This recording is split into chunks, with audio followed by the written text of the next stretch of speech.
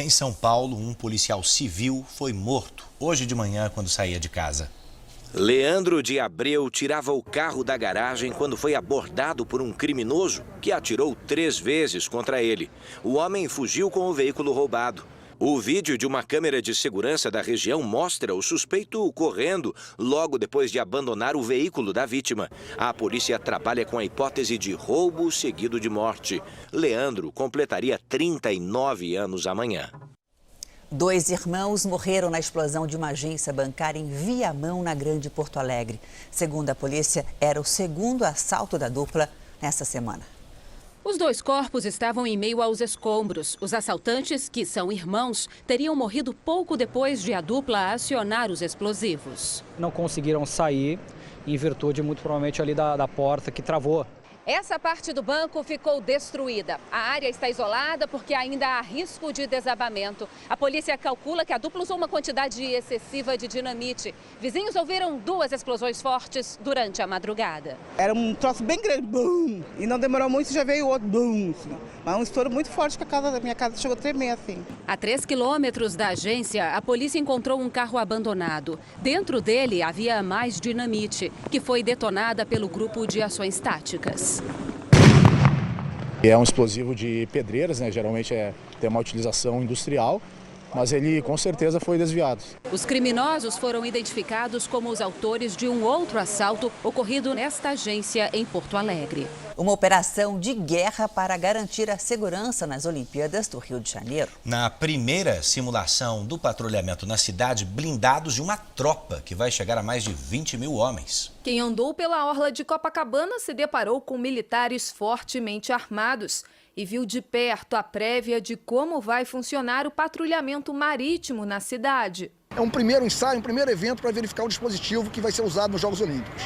Hoje foi o primeiro exercício simulado da operação que vai reunir mais de 21 mil homens das 3 Forças Armadas a partir do próximo dia 24. Os militares se espalharam pelas ruas com a presença de blindados e também nas estações de BRTs, onde será intenso o embarque e desembarque de passageiros durante os Jogos.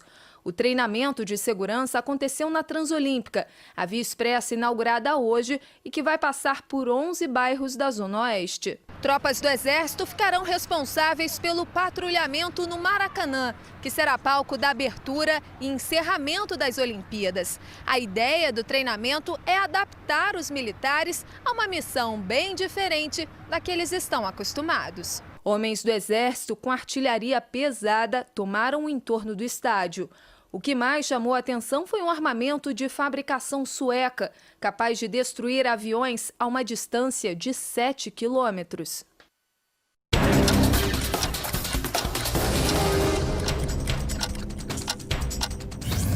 Um homem invadiu uma loja na Avenida Paulista, em São Paulo, e fez uma funcionária refém por quase 3 horas. Ele a ameaçava com uma faca e deu trabalho aos negociadores do GAT. A vítima acabou libertada sem ferimentos. Everton Fonseca, de 35 anos, foi preso. Segundo a polícia, ele é usuário de drogas e escolheu a refém ao acaso. Ainda em São Paulo, o ex-presidente Fernando Henrique Cardoso, de 85 anos, passou por uma cirurgia no coração. Ele recebeu um marca-passo depois de um diagnóstico de bradicardia, que é quando a frequência cardíaca fica abaixo do normal. Segundo o boletim médico, FHC tem previsão de alta para amanhã.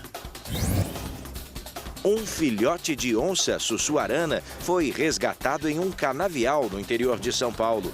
Com a alimentação à base de leite de vaca, gema de ovo e creme de leite, a onça está pesando 2,7 kg. Depois de receber os cuidados veterinários, o filhote deve ser devolvido à natureza. No mês mundial de combate ao câncer de cabeça e pescoço, médicos fazem um alerta. A atenção rápida aos sintomas, ao diagnóstico e tratamento pode curar a doença em poucos meses. O que para muitas mulheres seria um pesadelo foi a salvação da Thaíse. A professora engordou 30 quilos de uma hora para outra. E foi o excesso de peso que levou ao diagnóstico de câncer na tireoide. Ele é extremamente silencioso, ele não tem sintomas, ele não acusa no exame de sangue. Normalmente ele só é descoberto quando ele está grande o suficiente para ser apalpado. Graças a Deus que eu engordei. O câncer de cabeça e pescoço é o 5º tipo de tumor mais frequente nos homens e o 4º entre as mulheres no Brasil. O principal fator de risco para o câncer de cabeça e pescoço é o uso regular de álcool e cigarro. O consumo dessas substâncias multiplica em até 20 vezes a chance de desenvolver a doença. É preciso procurar o médico toda vez que uma lesão na boca persistir por mais de 20 dias, se houver rouquidão por mais de 2 semanas ou no surgimento de qualquer nódulo na região do pescoço.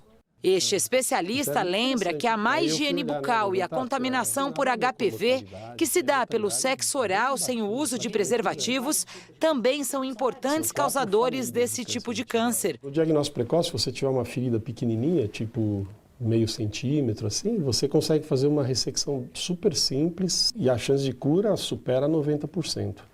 Já se você demorar para fazer o tratamento, a chance de cura pode cair para menos de 30% dos casos. A Thaíse descobriu a doença no estágio inicial. Entre o diagnóstico e a cura, foram apenas 2 meses. Foram 2 meses terríveis, mas foram só 2 meses. Vamos conhecer agora uma pesquisa que revela o seguinte: a classe C tem frequentado mais os shoppings do que brasileiros com renda mais alta. E são eles também que compram mais. De olho nas vitrines, Ângela é uma frequentadora assídua de shoppings. Eu acho que umas 10 vezes ou mais. Por mês? Por mês. Um levantamento da Associação Brasileira de Shoppings analisou o perfil dos consumidores em 8 cidades do país e revelou: houve uma pequena queda nas visitas da classe A e B e apontou um recorde na frequência de pessoas da classe C. Esse shopping na Zona Sul de São Paulo recebe mais de 45 mil pessoas por dia. Os investimentos em promoções e liquidações atraem o cliente para as lojas. Tivemos uma melhora na margem de 15% contra o primeiro trimestre de 2015. Esse levantamento mostrou um ponto bem interessante. Quando as pessoas do público C entram nas lojas, são as que mais saem com sacolas de compras nas mãos. A cada 2 lojas, esse público compra em pelo menos uma. Os preços e condições de pagamentos são alguns dos motivos. Eles não deixam de comprar, eles continuam comprando, continuam realizando seus sonhos aí, mesmo que isso seja parcelado em 6, em 10 vezes. Maria de Fátima veio comprar uma sandália e acabou gastando com outras coisas. Eu queria uma sandalinha, resolvi comprar um sapatinho, eu quero comprar agora roupa, só que ele não está gostando. Acaba gastando mais, né? Hoje foi dia de homenagem em Dallas, nos Estados Unidos. Moradores da cidade ainda estão chocados com a morte de 5 policiais por um veterano de guerra. Foram 8 meses servindo o exército no Afeganistão. Tempo suficiente para Mika Johnson ser processado por abuso sexual. A colega que apresentou a queixa disse que ele precisava de tratamento psiquiátrico. O soldado foi enviado de volta aos Estados Unidos e desligado das Forças Armadas.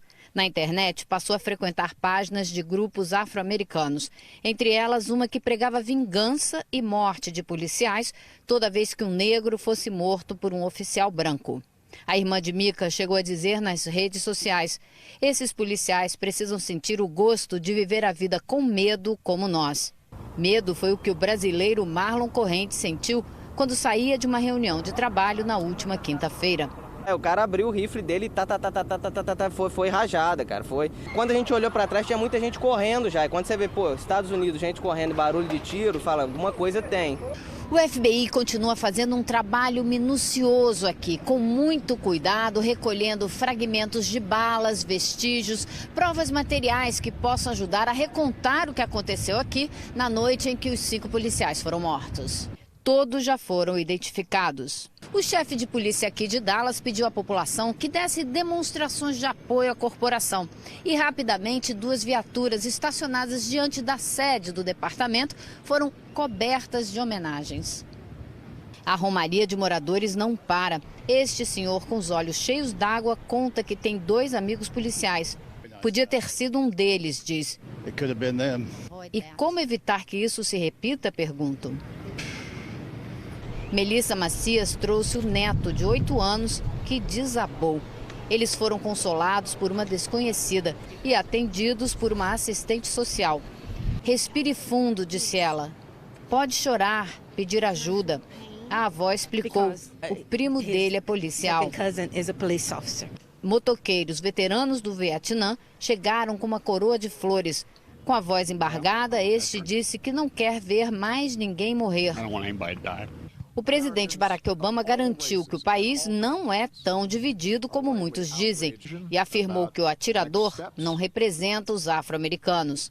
O candidato republicano à presidência, Donald Trump, disse que a morte de 2 negros esta semana, vítimas de oficiais brancos, mostra o quanto ainda é preciso trabalhar para que o americano esteja seguro.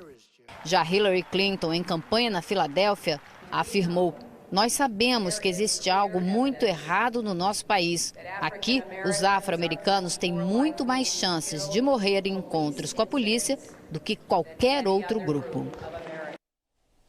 Dos Estados Unidos, vamos agora para a Espanha, onde o 3º dia do tradicional Festival de Touros terminou com um homem morto. Desde 2009, ninguém morria nesse evento. Victor Barrio, um toureiro de 29 anos, não resistiu aos ferimentos depois dessa apresentação mal sucedida. Em Pamplona, um japonês tentou escapar do animal, mas foi chifrado várias vezes no peito. Um espanhol também foi atingido no braço e está no hospital. Outras 12 pessoas tiveram ferimentos leves. Aqui no Brasil, uma denúncia da revista Isto É aponta que uma perícia feita pelo TSE encontrou indícios de lavagem de dinheiro na campanha de Dilma Rousseff em 2014. 3 gráficas em São Paulo teriam recebido mais de 50 milhões de reais, mas não há qualquer comprovação de que esses serviços tenham sido prestados. Os peritos do Tribunal Superior Eleitoral investigam 3 gráficas em São Paulo. Elas teriam sido usadas para lavar dinheiro do Petrolão durante a campanha de reeleição de Dilma Rousseff. A denúncia foi divulgada pela revista Isto É. Segundo a reportagem, as empresas VTPB, Focal e RedeSeg receberam juntas 52 milhões de reais da campanha de 2014 da presidente afastada e nenhuma delas conseguiu comprovar que prestou os serviços na produção de material eleitoral. A gráfica Focal, sozinha, teria recebido mais de 23 milhões de reais do PT. Só quem recebeu mais do que isso foi o marqueteiro João Santana, preso na Operação Lava Jato. Uma outra gráfica, a VTPB, está registrada neste endereço aqui na Zona Norte de São Paulo. Apesar do tamanho, a empresa teria recebido 22 milhões de reais para imprimir santinhos e cartazes para o PT. A suspeita é de que o dinheiro tenha sido desviado da Petrobras. O TSE vai aguardar o fim das investigações para redigir o relatório final da perícia. O prazo é de 90 dias. Ainda segundo a Isto É, um relatório do Conselho de Controle de Atividades Financeiras, o COAF, já apontava a existência de lavagem de dinheiro na VTPB. A terceira gráfica denunciada foi a RedeSeg, também em São Paulo, que teria recebido mais de 6 milhões de reais da campanha que elegeu Dilma Rousseff e Michel Temer. A empresa não teria nem mesmo um livro de contabilidade. A reportagem mostrou ainda recibos de transferências bancárias de uma das parcelas. Não conseguimos entrar em contato com as gráficas citadas na reportagem. Procurados, o PT e a assessoria de Dilma Rousseff não se pronunciaram. A crise econômica tem provocado queda nas doações para ONGs e entidades assistenciais do país. Muitas correm o risco de fechar. O Cantinho dos Brinquedos faz a alegria do Vitor. Essa associação de São Paulo virou a casa dele por um mês. O menino veio do Pará com a mãe para ser atendido num hospital. O Vitor, ele era bebezinho e ele cansava facilmente como se tivesse dado uma carreira enorme. E ele bebezinho ainda. Aí a médica já desconfiava que seria coração. Ela descobriu que ele tem a aorta do coração maior que o tamanho normal. A cada 100 crianças brasileiras, uma nasce com alguma deficiência no coração. O Vitor vai ter que passar por cirurgia. Ele e a mãe, do Tocantins, também estão na ONG, que dá hospedagem e alimentação. Não só hospedagem, alimentação, eles dão aqui, mas um apoio emocional, informação. Para manter o atendimento, a entidade depende sempre de doações de pessoas ou de empresas, em dinheiro ou de alimentos, de produtos de higiene e limpeza. Só que desde o ano passado, por causa da crise, a cada mês a ajuda vem diminuindo. A queda já supera 40%. Não vamos poder continuar contribuindo por enquanto. A gente volta a conversar, esse tipo de coisas que a gente ouve. Porque a situação pode piorar. Nós podemos acolher 18 mães e talvez isso tenha que ser diminuído pela metade. Ou até mesmo o trabalho parar de existir. Em São Paulo, mais um jovem é morto por um motorista alcoolizado e acima da velocidade. A ironia é que ele é filho de uma superintendente do Detran. Poucas horas após o acidente, os moradores da região foram surpreendidos. Uma obra começava no local. Um fato que chamou a atenção, considerando que a área foi cena de um crime. O helicóptero da Record acompanhou o resgate. A tripulação da aeronave da Polícia Militar envolve a vítima em uma manta térmica para evitar a queda da temperatura. Um sinal de que os ferimentos são graves. Nas mãos dos paramédicos está a avó de Lucas Magalhães Ribeiro, de 16 anos. Enquanto ela era resgatada, o neto já havia sido levado de ambulância. Mas o adolescente não resistiu. Lucas estava indo a pé, acompanhado pela avó, ao curso técnico de segurança do trabalho. Os dois estavam dentro dessa área delimitada por esses obstáculos brancos, esperando para atravessar, quando foram surpreendidos pelo carro em alta velocidade. O veículo veio de lá de baixo e o trajeto normal seria fazer como esse carro está fazendo agora. Mas o motorista acabou perdendo o controle e o carro atravessou essa área onde as duas vítimas estavam, deixando inclusive esse rastro no asfalto. A dona Vera e o Lucas foram atingidos nesse ponto. Ela ficou caída no chão exatamente aqui e ele foi arremessado contra aquele poste. Ao volante estava Rodrigo Monteiro Z, de 20 anos, filho de uma superintendente do Detran de São Paulo. Segundo a Polícia Militar, ele disse que estava a 80 km por hora. O limite da via é 40. O teste do bafômetro acusou 0,27 miligramas de álcool por litro de sangue. Rodrigo foi preso em flagrante por homicídio e por tentativa de homicídio com dolo eventual, quando se assume o risco de matar. Mata meu filho, minha mãe está no hospital internada, e eu vou fazer o que agora? Vou tentar viver um dia depois do outro.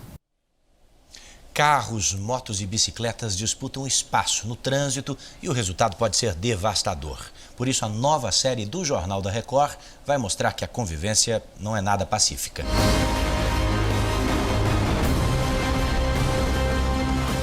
Distração no volante. Foi o segundo filho que seu Rômulo perdeu nas ruas. Há momentos que não consigo me conter, não. Aí eu choro de verdade. Foi um acidente trágico que mobilizou os motociclistas aqui de Brasília. Do cãozinho de estimação ao celular. Como ficar cego nas ruas e estradas. A negligência faz vítimas e a dor aumenta quando as mortes ficam impunes. Até hoje, eu não assimilei que meu pai se foi. A disputa por espaço entre ciclistas e motoristas. Quando o dia nasce, as baladas matam, causando a revolta da população. Apesar da lei seca, o cemitério de automóveis não para de crescer. Partiu por imprudência de um rapaz aí, mas fazer o quê, mano? Não é acidente, é crime. Na nova série do Jornal da Record, Crimes no Trânsito. Caras e bocas, com essa mania de selfie, tem gente que faz pose na hora de bater a foto da carteira de identidade. Mas será que pode? Ela arrumadinha no cabelo, respira fundo e vai. Mesmo assim, Nilza não gostou da foto e pede para tirar outra. Aí daí ficou com uma carinha de sono, de quem acordou 3 horas da manhã. Aí ficou meio ruimzinha, assim. Em época de selfies e imagens produzidas para as redes sociais, todo mundo quer sair bem em qualquer foto, até nessas que são para documento. E para muita gente é difícil se gostar em uma foto assim, né, Thaís? É muito estranho você ter uma pessoa na tua cara tirando fotografia. Eu não gosto disso. O problema é que algumas pessoas estão abusando na hora de tirar as fotos. Neste posto de emissão de RG em São Paulo, onde chegam a ser emitidos 1000 deles por dia, os atendentes têm visto de tudo. Ficar de lado, fazer biquinho, né? Porque é outro tipo de imagem, né? A foto no documento serve justamente para identificar a pessoa. Por isso, quanto mais natural, melhor. Boné e chapéu ficam de fora. Fazer uma pose diferente, isso não tem como. Não dá mesmo para confundir. Foto para rede social é uma coisa e para documento é outra bem diferente. E aí, algumas dicas podem ajudar nessa hora. A primeira delas, usar roupa escura para dar contraste com o fundo. Depois, postura na hora de tirar a foto. E por último, é aquela pergunta que você deve estar fazendo aí em casa. Afinal, é melhor sorrindo ou sério? Sorrindo, garantem os atendentes daqui. Então vamos lá. Preocupado em sair bem alinhado, o professor Antônio dá uma ajeitada no bigode e só. Um pequeno cuidado, sem exageros. Só ajeitar o bigode mesmo, o cabelo, para não ficar muito alto e só, mas nada.